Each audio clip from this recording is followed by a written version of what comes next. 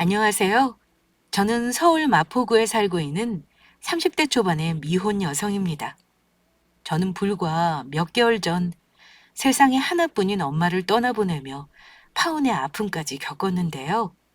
제가 왜 파혼을 하게 되었는지 그 사연을 알게 되신다면 여러분 모두 저와 함께 파혼한 그 남친놈을 같이 욕해 주실 거란 생각입니다.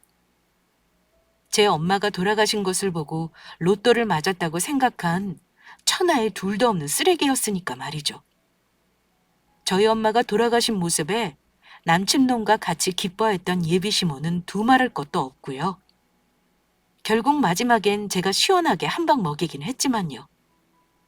그래서 지금부터 그런 남친과 예비 시모에게 제가 어떻게 복수를 했는지 그 이야기를 풀어보려 합니다. 남자친구와 만나게 된 것은 제가 새로 다니게 된 헬스장에서였습니다.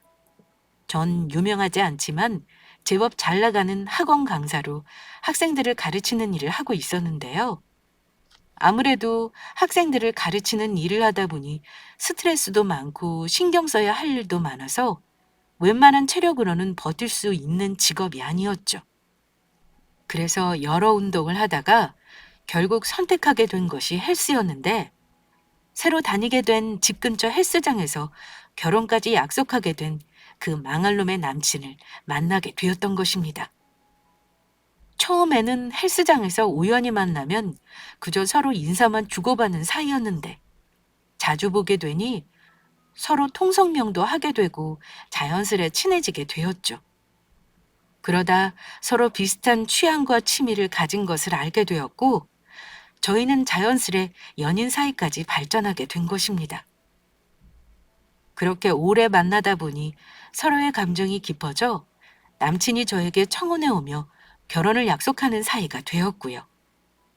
내가 자기에 비하면 한참 부족한 놈인 건 맞지만 나와 결혼해 주겠어? 그러면 내가 자기가 나랑 결혼한 거 후회하지 않도록 평생 행복하게 해줄게. 부족하다니 그게 무슨 소리야. 절대로 그렇지 않아. 자기도 나한텐 과분한 사람인걸? 우리 결혼하면 누구보다 행복하게 살자. 나도 자기 행복하게 해주기 위해 최선을 다해 노력할게. 제가 보았던 남친의 모습은 어른스럽고 다정하고 배려 깊은 모습이었기에 정말 그런 사람인 줄만 알았습니다. 저에게 잘 보이기 위해 제 앞에서 가면을 쓰고 있다는 사실을 꿈에도 생각 못한 채요. 저는 그렇게 그놈에게 속아 남친을 제 엄마에게 소개시켜 주게 되었습니다. 남친도 저희 집처럼 아빠가 없었는데요. 지병으로 몇 년 전 아빠를 떠나보낸 저희 집과는 다르게 남친은 어린 시절부터 아빠가 없었다고 해요.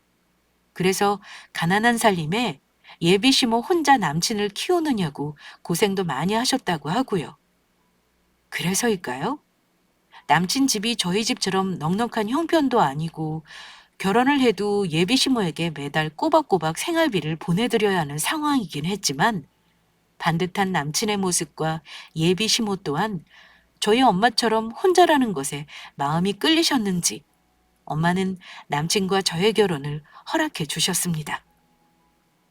내 자네만 믿고 세상에 하나밖에 없는 딸을 보내는 거니까 우리 도영이한테 잘해줘야 하네. 예, 장모님. 저희 두 사람 결혼 허락해 주셔서 정말 감사합니다. 도영이 꼭 행복하게 해주겠습니다. 엄마 걱정하지 마. 우리 두 사람 잘 살 테니까 엄마가 옆에서 많이 응원해줘. 저희는 그렇게 엄마에게 결혼 허락을 받은 후 시어머니께도 자연스레 인사를 드리러 가게 되었습니다.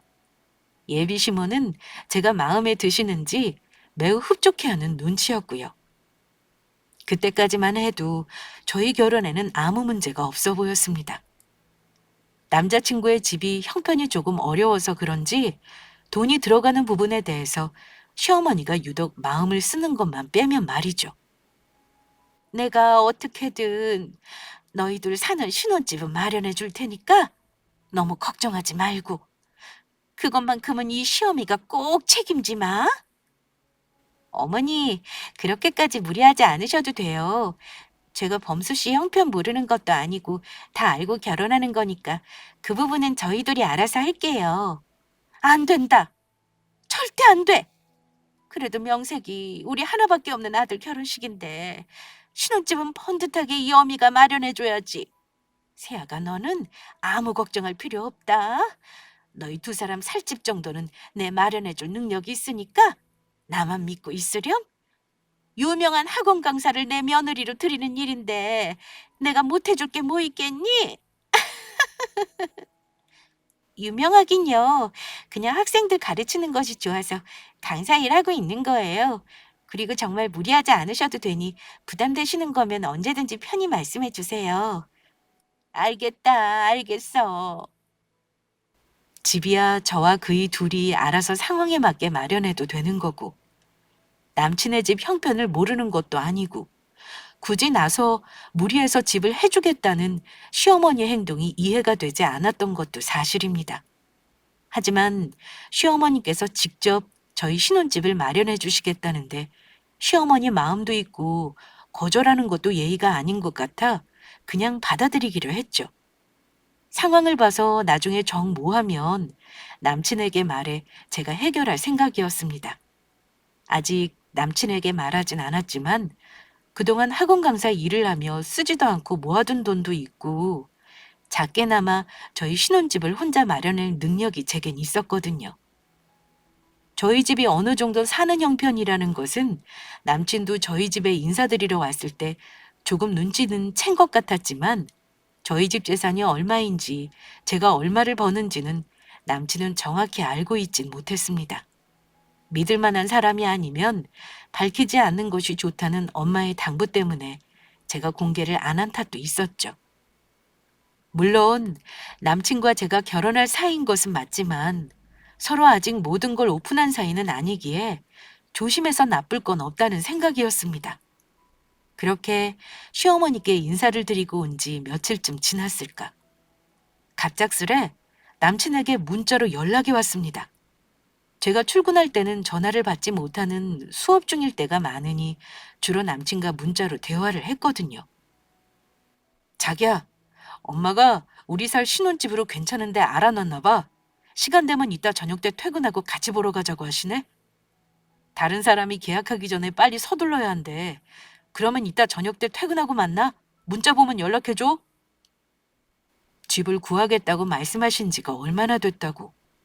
저희가 살 신혼집을 시어머니가 벌써 찾아놨다는 남친의 말에 놀란 것은 사실이었습니다. 시어머니가 저희 신혼집을 구하기 위해 열심히 발품을 팔았다고 생각하니 감사했던 것도 사실이고요. 하지만 그 감사했던 마음은 시어머니가 찾아놨다는 신혼집을 본 순간 깡그리 사라지고 말았습니다. 이 빌라가 오래돼서 그렇지 요즘 이 가격에 이런 집 구하기도 힘들어요.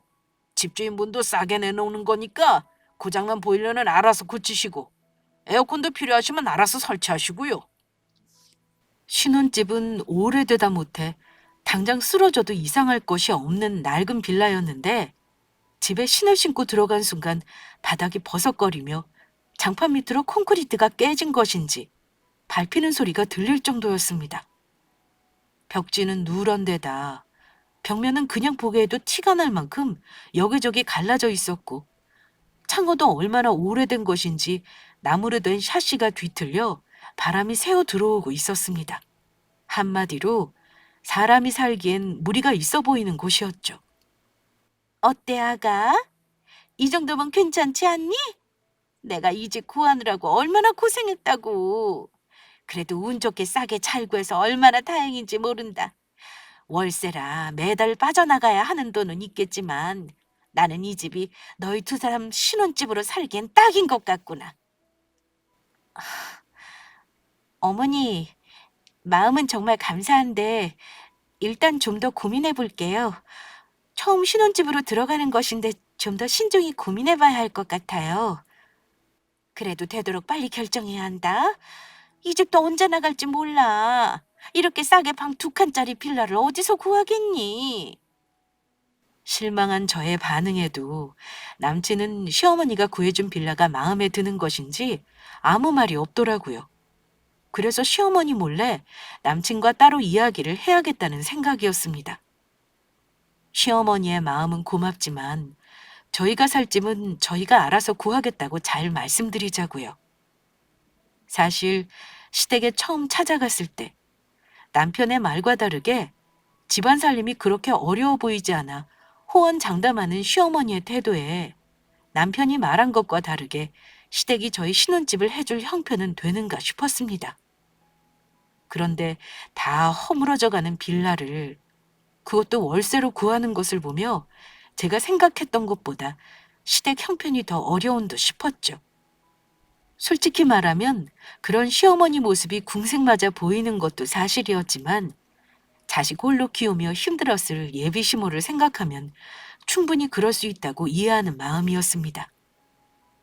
그때는 남친과 시모가 어떤 사람인지도 모르고 뭐든지 좋게 보였을 때이니 상식적으로 조금 이상해 보이는 남친이나 시모의 행동을 전혀 의심하지 못했던 것입니다.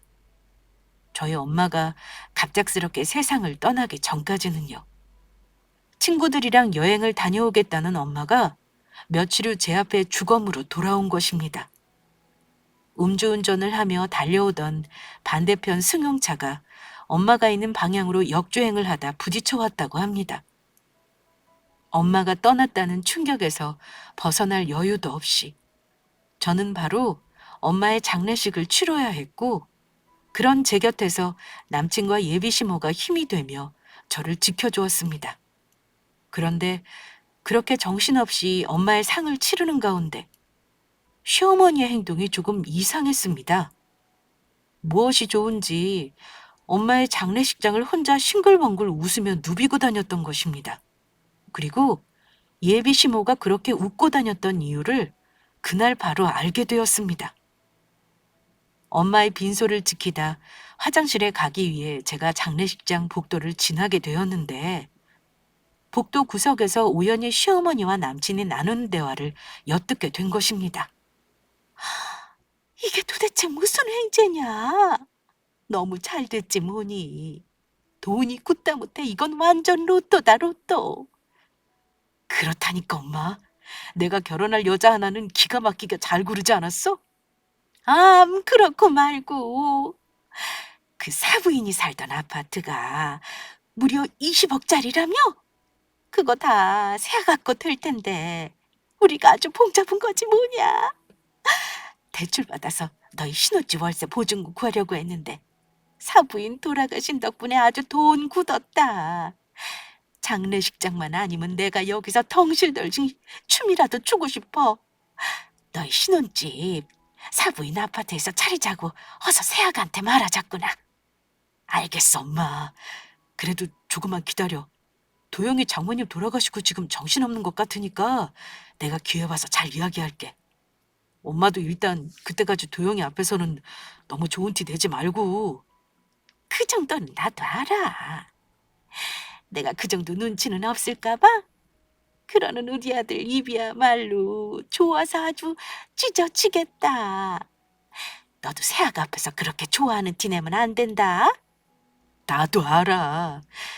내가 도영이 앞에서 슬픈 척 하느냐고 얼마나 열심히 노력하고 있는데 엄마도 알잖아. 내가 또 그런 연기는 기가 막히게 잘하는 거. 하기야. 우리 아들이 그런 연기는 아주 기가 막히게 잘하지. 그나저나 사부인 아파트가 정확히 얼마라고 했지? 내가 인터넷으로 알아보니까 정확히는 20억하고도 8,500 정도 되나 봐. 그러면 결혼 전에 세아가한테 말해서 그 아파트 아예 너랑 공동명의로 해달라고 하자꾸나. 이제 세상에 지 혼자 남았는데 가족이라고는 우리밖에 더 있겠니? 어차피 이제 마음적으로 빌붙을 곳 우리밖에 없겠다. 아예 세게 나가자고. 세상에 혼자 된 거를 우리가 식구로 받아주는 거면 그 정도는 해줘야지. 알겠어. 엄마 걱정하지 마. 나도 그 정도 생각은 있으니까. 일단 지금은 도영이 앞에서 슬픈 척 연기나 잘하자고. 그래야 도영이도 우리가 공동명의 해달라고 할 때 고마워서라도 덥석 해줄 거 아니야. 그래, 알았다. 시어머니와 남친의 말을 듣는 순간 당장 두 사람에게 달려가 머리끄덩이를 잡고 싶은 심정이었습니다. 우리 엄마가 돌아가셨는데 자기 재산도 아닌 저희 엄마 아파트를 가지고 자기들끼리 어떻게 나누어 가질지 의논이라니요. 사람으로서 가져야 할 기본적인 양심조차 없는 인간들이었습니다. 그런데 그 다음 들려오는 시어머니와 남친의 대화는 더욱 기가 막힌 것이었습니다. 그러게, 그때 그 애랑 헤어지길 정말 잘했지 않았니? 그러면 우리 형편에 언감생심 20억을 만져볼 생각이나 했겠어? 누구? 아, 그때 그 미용실 하던 미연이? 그러게 말이야. 그때는 미연이가 미용실 원장이라는 소리에 돈푼 꽤나 있다고 생각해서 접근했던 건데 미용실 차린다고 그렇게 빚을 많이 줬을지 누가 알았겠어. 그때 진작 알고 헤어져서 다행이지. 그때 미연이랑 결혼했어 봐. 내가 잘 나가는 학원 강사 20억짜리 신부를 어떻게 만났겠어? 헬스장에서 만난 순간부터 귀티가 나는 게 지금까지 내가 만난 여자들이랑은 뭔가 다르다 싶었다니까. 그래서 일부러 작업 걸어서 나중에 친해져서 직업이 뭐냐고 물어봤더니 학원 강사라고 하더라고. 내가 알기로도 도영이가 강사로 있다는 그 학원, 그 동네에서는 알아주는 큰 학원이라 이거다 싶었지. 역시 우리 아들이라니까. 네 말대로 그때 미연이랑 정말 잘 헤어졌지. 그래서 이렇게 우리가 지금 대박이 난 거고. 아주 현명한 선택이었다. 그나저나 사돈어른이 생전에 발이 넓었는지 조문 온 사람들도 많던데 조의금은 얼마나 들어온 것 같니? 어떻게 우리가 중간에 세아가 대신 그 조의금 좀 받아서 챙기면 안 될까? 엄마, 아직은 조심해야 해. 우리가 도영이 재산 보고 접근한 거 알면 안 된다고. 어차피 도영이랑 결혼하면 도영이 재산 전부 다 우리 것 될 텐데 뭐가 걱정이야? 알겠다, 알겠어. 그때까지만 참으마. 두 쓰레기의 대화를 듣고 전 바로 결심했죠. 남친과 파혼하기로요. 죽은 저희 엄마 아파트까지 노린 것도 모자라 저의 돈을 보고 일부러 접근했다는 사실까지 알게 되었으니까요. 게다가 저 만나기 전에 결혼하기로 했던 여자가 있었다는 것도 전부 처음 듣는 이야기였죠. 그 이야기를 하면 제가 만나주지 않을까 봐 일부러 숨겨왔던 것이겠지만요. 하지만 그 전에 혼 좀 내줄 계획이었습니다. 한없이 슬퍼해도 모자랄 저희 엄마 죽음에 기뻐하며 저까지 농락하려고 한 두 인간들을 그냥 둘 수는 없었죠. 일단 상종인이 엄마의 장례식을 잘 치른 후에 말이에요. 그런데 예비 시모는 엄마의 장례식이 끝난 지 일주일도 안 돼 저에게 할 말이 있다며 시댁으로 부르더라고요. 내가 엄마를 떠나보내고 난 후 힘들어하는 것 같다고 따뜻한 밥 한 끼 해먹이고 싶다는 되지도 않은 이유를 대면서요. 이미 자기들이 어떤 속셈을 가지고 있는지 뻔히 다 알고 있는 저에겐 아주 가증스럽기 짝이 없었습니다. 세아가 너를 이렇게 부른 것은 사부인 떠나고 힘들어하는 거 보면서 밥 한 끼 해먹이고 싶은 마음도 있지만 너에게 따로 할 말이 있어서다. 사부인 돌아가신 건 안 된 일이지만 다르게 생각해보면 너희들한테는 참으로 잘 된 일이라 본다. 사부인이 떠나면서 우리 범수랑 아가한테 큰 선물을 하고 떠났잖니? 어머니, 선물이라뇨? 그게 무슨 말씀이세요? 세아가 네 엄마 친말이다. 너무 잘 되지 않았니? 보니까 내가 알아봐준 집은 세아가 내가 마음에 들어하지 않는 것 같았는데 네 엄마 집을 신혼집으로 하면 되겠구나. 저희 엄마 집을요? 그래. 어차피 세아가 너랑 사부인이랑 살던 집이고 너도 내가 구해준 다 쓰러져가는 낡은 빌라에 들어가 사느니 사부인이랑 살던 그 아파트에서 편하게 계속 사는 게 좋지 않겠어? 그러면 우리 범수도 그 좋은 아파트에서 편히 살 수 있게 되는 거고. 그래, 자기야. 엄마 말이 맞는 것 같아. 자기도 장모님 돌아가신 지 얼마 안 됐는데 아직도 많이 그리울 거 아니야. 그러니까 우리가 결혼하면서 그 집에 들어가 살면 자기도 장모님에 대한 그리움도 덜 할 테고 우리도 신혼집 생겨서 좋고 꼭 먹고 알 먹고잖아. 두 사람의 말에 웃기지 말라며 당장 상을 엎고 싶었지만 일단 아무것도 모르는 척 두 사람의 이야기를 받아주는 척 했습니다. 어디까지 가나 한번 두고 보자는 심산이었죠. 하긴 제가 어머니께서 구해준 신혼집 들어가 살면 엄마 집도 정리할 수밖에 없고 그러면 저도 마음이 편치 않았을 텐데 정말 잘 됐네요. 한번 생각해 볼게요. 그렇지? 세아가 네 생각에도 정말 좋은 생각이지. 그래서 말인데 어차피 너도 이제 우리 집 사람이라 생각해서 이야기하는 건데 그러는 김에 사부인 집 우리 범수랑 결혼하면서 너희 두 사람 공동 명의로 하는 게 어떻겠니? 너도 이제 부모님 다 돌아가시고 고 하나 다름없는데 그런 널 우리가 가족으로 받아줬으면 그 정도는 해야 하지 않겠어? 우리가 가족으로 받아준 것에 대해 조금의 성의는 네가 보여줬으면 좋겠구나. 엄마 말이 맞아, 자기야. 그리고 어차피 우리가 가족이 되면 네 물건 내 물건이 어디 있겠어? 내 거가 자기 거 되고 자기 거가 다 내 것이 되는 건데. 그런 거로 매정하게 정없이 굴 필요는 없잖아. 두 분 이야기 잘 알겠어요.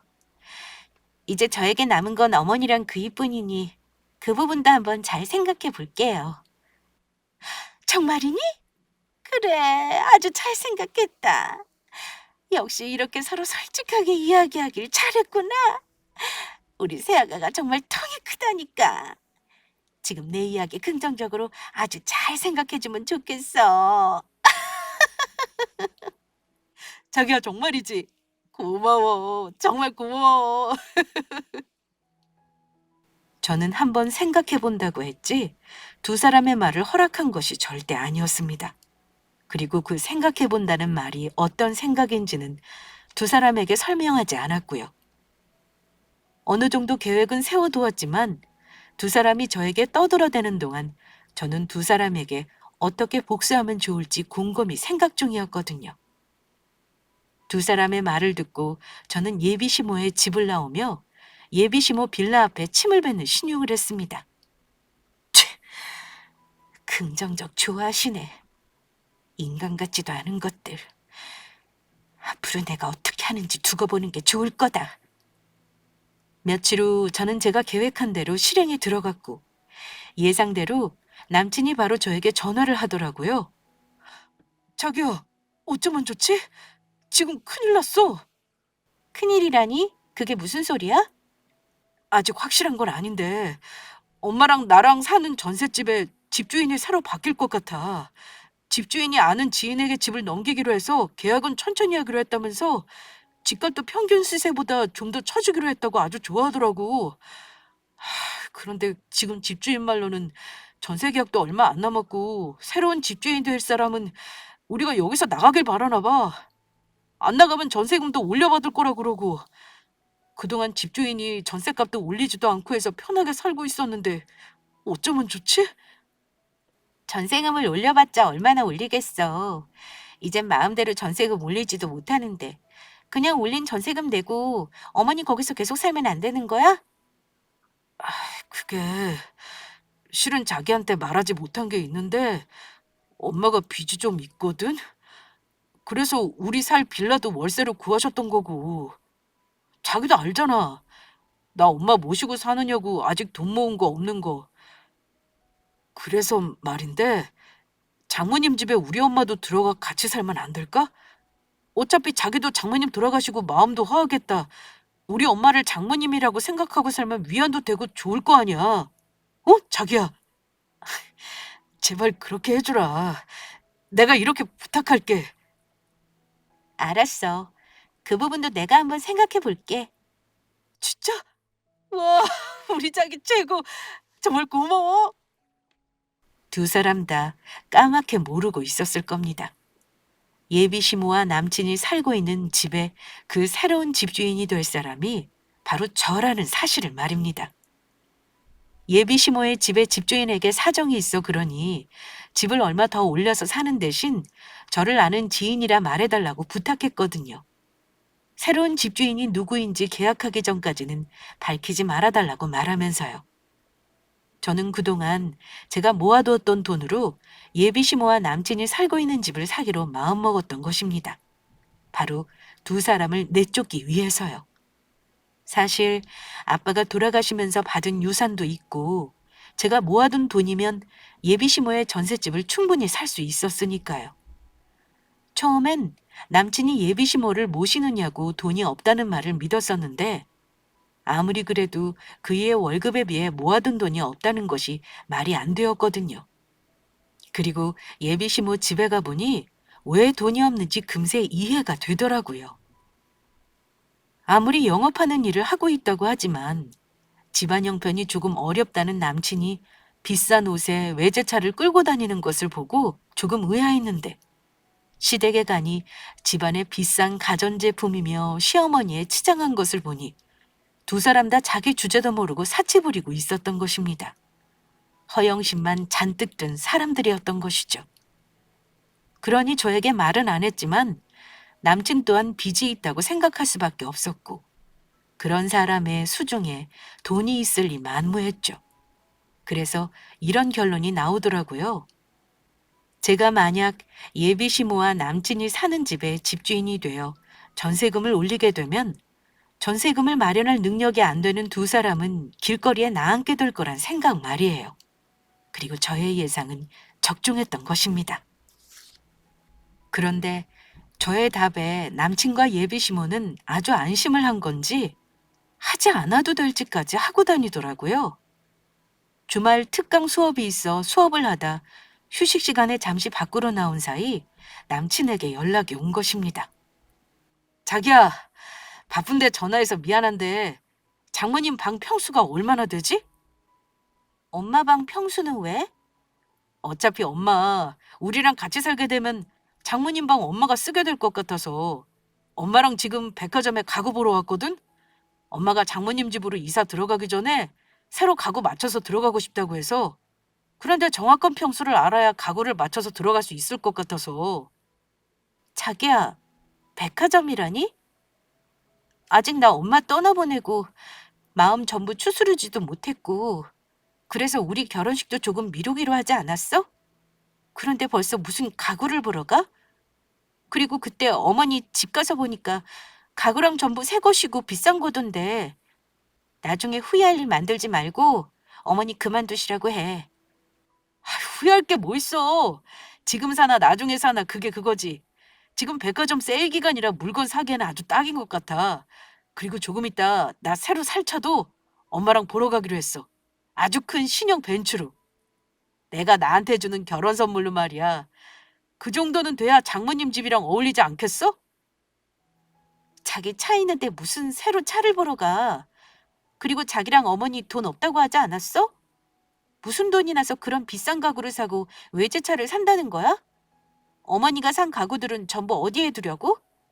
일단 여기저기서 빌렸지. 어차피 집 빼주면 전세금도 나오겠다. 일단 아는 지인들한테 빌려서 쓰고 돈은 엄마 집 전세금 나오면 전부 갚기로 했어. 그리고 가구들도 일단 엄마 집에 두기로 했고 지금 엄마 방에 있는 가구들 전부 버리고 비좁더라도 어떻게든 쓰면 될 것 같아. 그러니까 우리도 결혼식 빨리 올리자.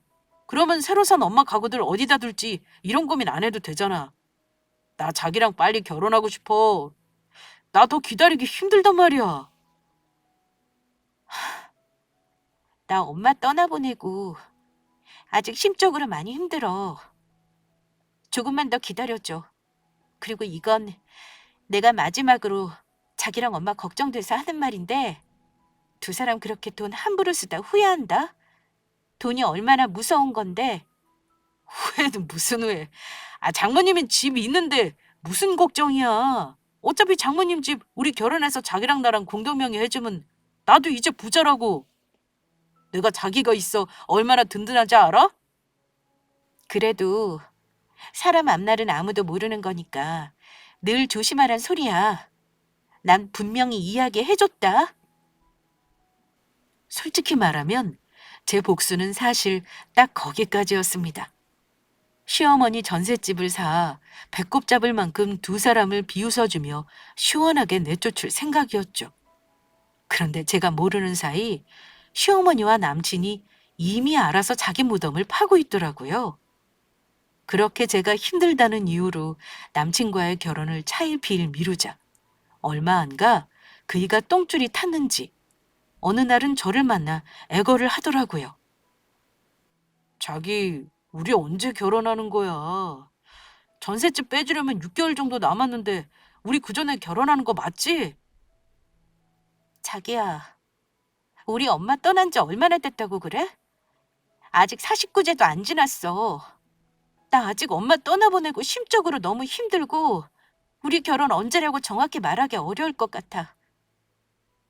그러면 나랑 엄마는 어떡하라고? 곧 있으면 집도 빼줘야 하는데 이러다 엄마랑 나랑 길거리에 나앉게 생겼다고. 자기는 내가 길거리에서 생활했으면 좋겠어? 그러지 말고 우리 빨리 날짜 잡자. 우리 결혼한다고 하면 하늘에 계신 장모님도 분명 기뻐하실 거야. 결혼식 지금부터 준비하려면 시간도 촉박하다고.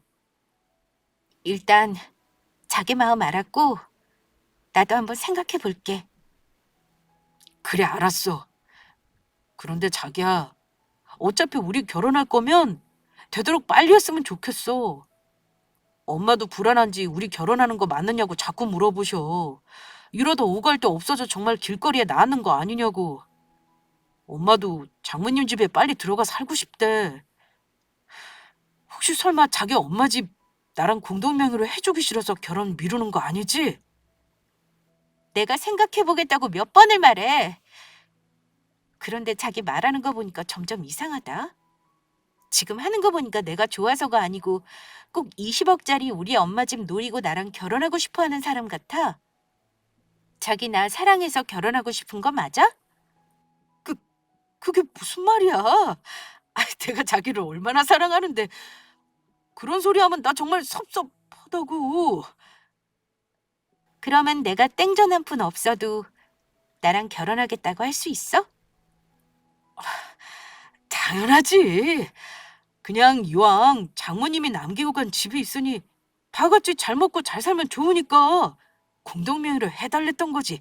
다른 뜻은 없어. 알겠어. 그런데 자기가 자꾸 재촉하니까 나도 모르게 의심이 되네. 나를 대하는 자기 마음이 진심이라면 자꾸 재촉하지 마. 알겠어. 그렇게 할게. 그렇게 시간이 흘러 어느덧 결전의 날이 찾아왔습니다. 모든 준비를 마친 저는 예비 시모와 남친을 제가 준비한 약속 장소로 불러냈죠. 제가 예약한 곳은 조용히 대화를 나눌 수 있는 각각 방으로 되어 있는 찻집이었는데 저는 혹시 모를 일을 대비해 경호원분들을 하루 동안 고용해 대동한 상태였습니다. 제가 예약한 방으로 들어선 예비 시모와 남친은 경호원분들을 보자 놀라며 조금 당황한 눈치더라고요. 아가, 이 사람들은 누구니? 잠시 볼 일이 있어 저랑 온 일행들이니 신경 쓰지 않아도 돼요. 그런데 자기야, 무슨 일로 엄마랑 나를 여기로 불러낸 거야? 할 말 있으면 우리 집으로 오지 그랬어. 아니, 다시는 그 집에 갈 일이 없을 것 같아서 여기로 자기랑 어머니를 부른 거야. 다시는 볼 일이 없다니 그게 무슨 말이야?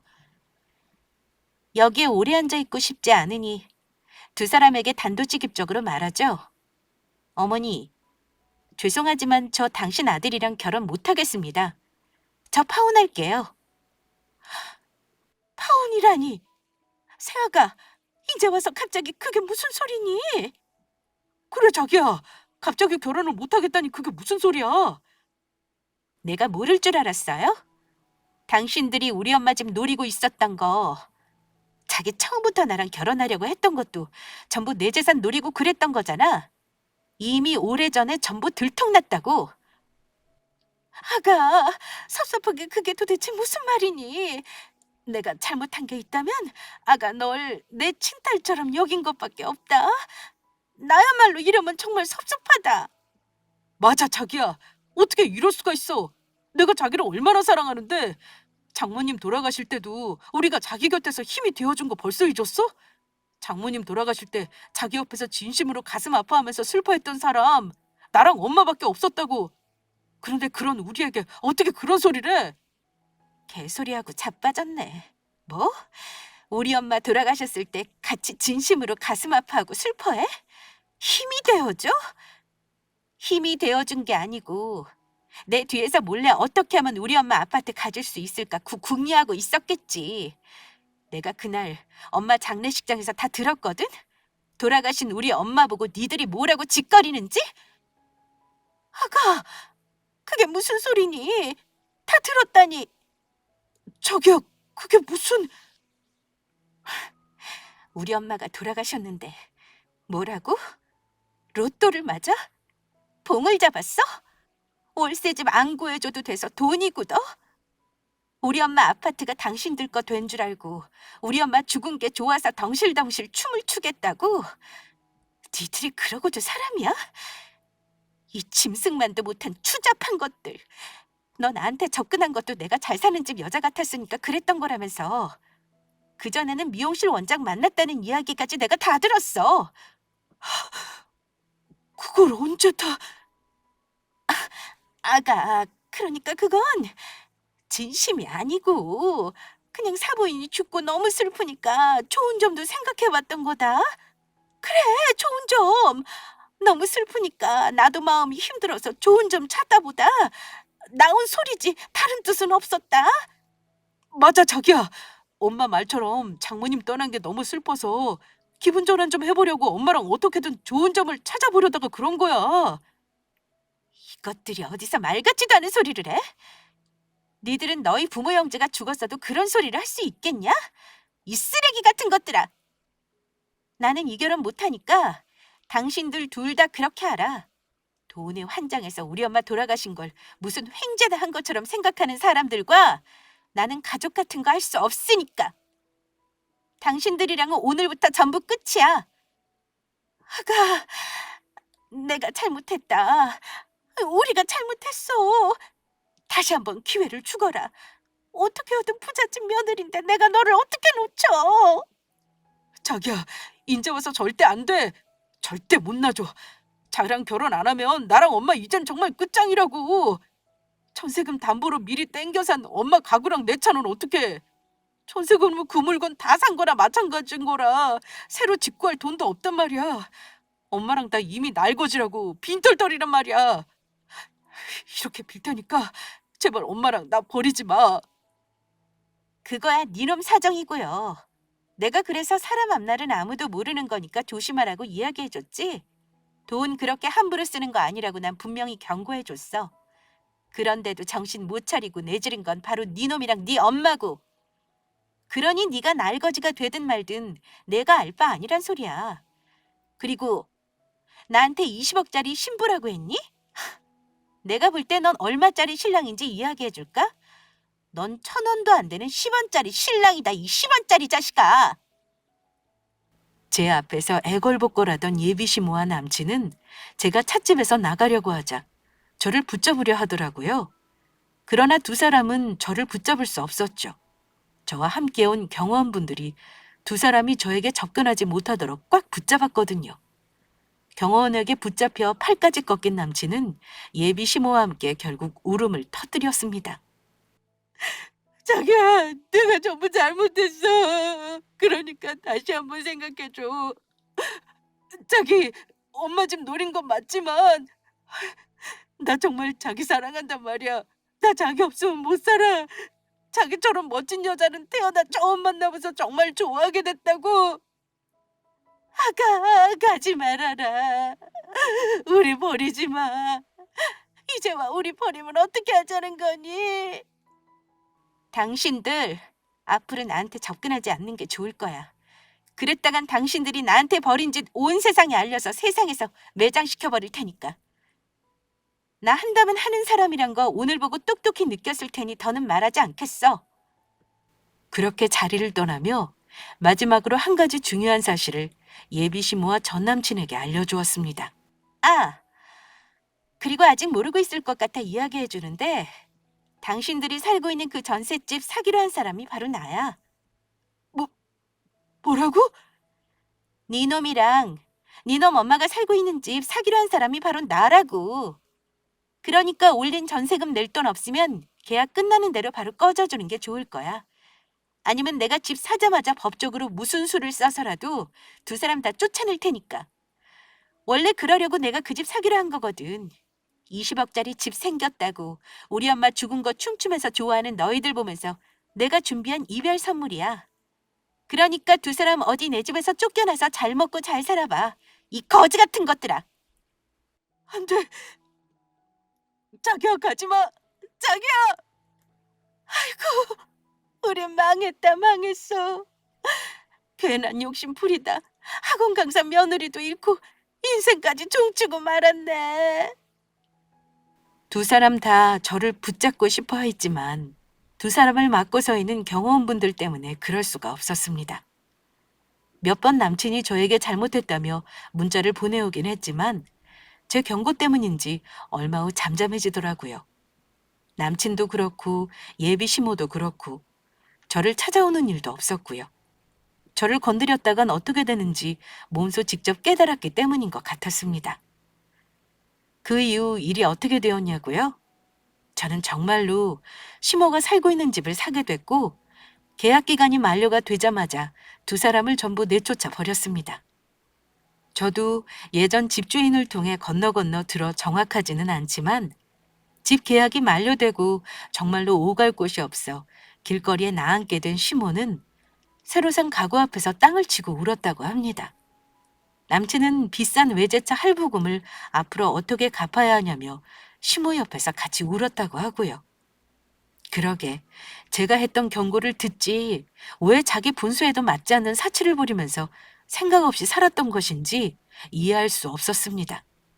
그래서 백화점에서 산 비싼 가구랑 외제차를 팔아 시모가 저희에게 신혼집으로 소개해 주었던 다 낡아 빠진 빌라를 예비 시모와 남친이 둘이 월세로 들어가 살게 되었다나 봐요.